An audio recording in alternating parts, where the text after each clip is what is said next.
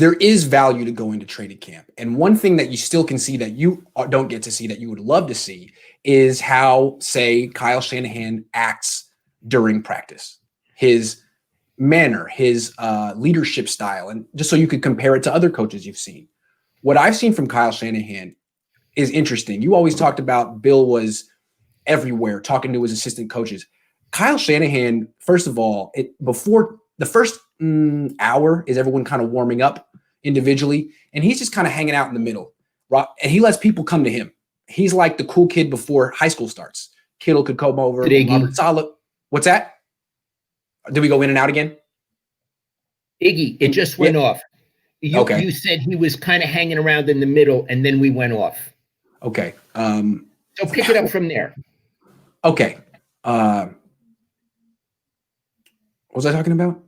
You say Kyle at the beginning is hanging around in the middle. Oh yeah. So at the beginning of practice, Kyle Shanahan's hanging around in the middle, right in the middle of the action, not even really looking around, just talking with Robert Sala, real low key. And then when they start practicing offense against defense, he's locked in like a quarterback. And what you see is Kyle Shanahan holding a walkie-talkie, and what he's doing is calling the plays, but not yelling.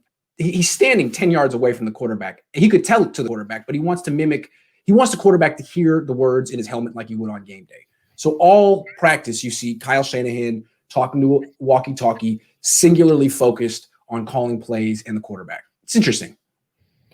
Iggy, while he's seriously working, can you hear him? No, he's talking quietly. Interesting, because say, come back to Walsh. You could hear Walsh. What kind of play was that? Hey, coach, you got to fix that. He was actually always coaching the coaches, and sometimes he would embarrass his coaches in front of the players, thinking that the players would feel guilty and try harder. But Bill was all over. No one could feel safe, and he was loud and vocal. Interesting. Yeah. Interesting. Yeah. Interesting. I've heard Kyle Shanahan yelled the first practice as a head coach. He yelled at Vance McDonald. Then they traded him a few weeks later. I've never heard him yell since then. He's a very quiet person. And even when the team makes a mistake, offsides, false start, stuff that regular coaches would get irate about, his attitude is just do it over. We're all men here. Let's do it over. And I imagine Shanahan can be very blunt and acerbic behind closed doors, but on the practice field, it's not that kind of business for him. Does he seem to have command? Absolutely. Yes. The players on the 49ers have 100% respect for him. There's no question. They believe that he knows what he's doing and they want to be a part of it. Absolutely. Same for Sala. He has command. Yes. And I think part of the reason Kyle has command because he's built up a reputation. Sala hasn't been around as long. And I think part of the reason he has so much gravitas is because Richard Sherman respects him. You can see it. They were in Seattle together. Richard Sherman is like the smartest person on the defense, and Robert Sala is brilliant. So they speak the same language, and you can see it at the beginning of every practice. While Shanahan's talking to maybe his assistant coaches on offense, Sala is most of the time talking to Richard Sherman. And it's like, what are you guys talking about? Are you guys talking about life? Or you got the philosophy of football, the intricacies of cover three? But every day those two talk. And whenever you ask Richard Sherman, is Robert Sala really good? What makes him good? He'll go on and on and on about his leadership, his intellect. So yeah, I think when Richard Sherman vouches for you, it works. It works.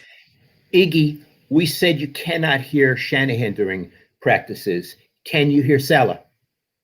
No, you can't. You can't really hear him, but he is very excited. And you see what he is like in games where he jumps up and down and celebrates with the players. He's like that in practice too. And the first time I saw it, I actually thought less of him. I was like, well, Vic Fangio would never do that. He's so much more detached. But Robert Sala is a genius at getting his players to play hard for him. And I think part of that is his enthusiasm. It rubs off.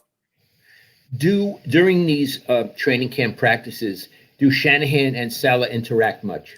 Absolutely. Like I said, Shanahan's open to talk for the first hour and 15. So Sala will go over and shoot the breeze with him. Absolutely. So will certain players like George Kittle. During special teams time, the superstars don't play special teams. So Kittle will go over and talk to him. Sherman will go over and talk to him.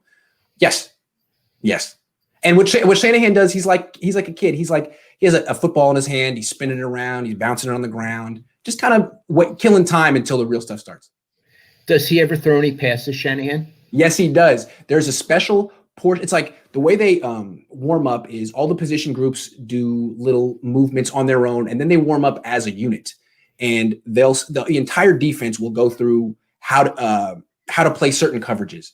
And Shanahan will be the quarterback during that period. So there'll be certain coaches running around, and Shanahan will drop back and throw a pass, and the defense has to break. And usually his job is to just throw interceptions. So it seems like he enjoys that part of practice very much. He does it every day. Does he throw a good spiral? No. Oh my God. It's funny because Harbaugh did the same thing. I think head coaches like to be part of the action. And Shanahan was a wide receiver in college, so he's an athlete. But Shanahan yesterday threw a pass, about a 10-yard pass to a receiver. The ball fluttered out of his hand and took a nosedive and was a worm burner. It was a one hopper to the receiver, and Shanahan instantly blushed because he's proud of his arm, and sometimes doesn't really come out the way he would like it. I think we all would like to feel like we can throw a football, but if you actually put your hand on that sucker, it's huge. Right. And it's hard sometimes it gets the best of you, and it got the best of Kyle yesterday.